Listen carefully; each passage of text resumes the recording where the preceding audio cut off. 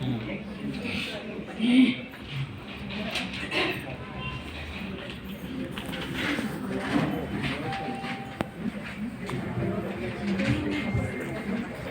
राम मंडळी, कसं आहे?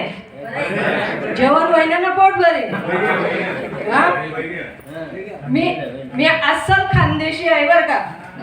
ग्रामीण भागातनं आलेली एक गृहिणी आहे मी.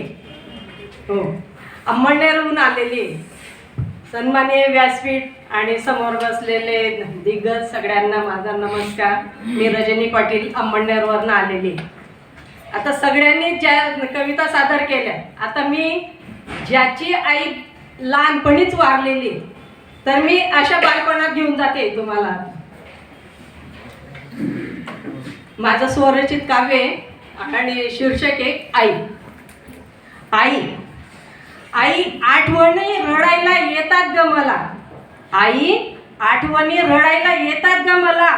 जन्म दिला आणि कशी निघून गेली.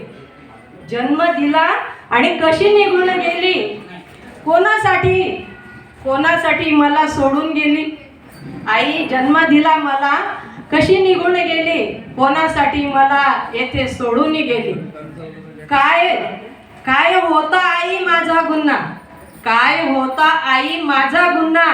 जन्मतास आटलास का ग तुझा पाना.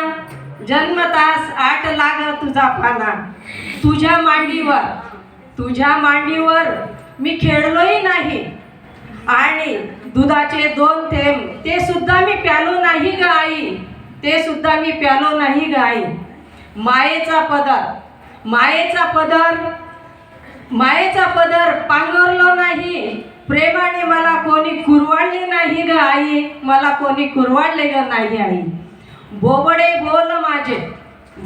बोल माझे कोणाला कळले नाही. आईची माया या जगात कुठेच नाही. या जगात कुठेच नाही.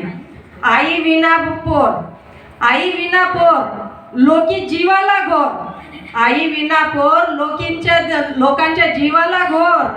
आई विना सुन लागे माझं घरदार. स्वामी तिन्ही जगाचा आई विना भिकारी. जय हिंद, जय खानदेश.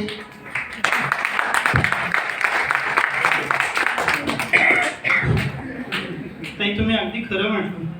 खानदेशी लोक इतके जबरदस्त टॅलेंटेड असतात ना की नुसती गाडी हलवून सांगू शकतात की गाडीत किती लिटर पेट्रोल आहे.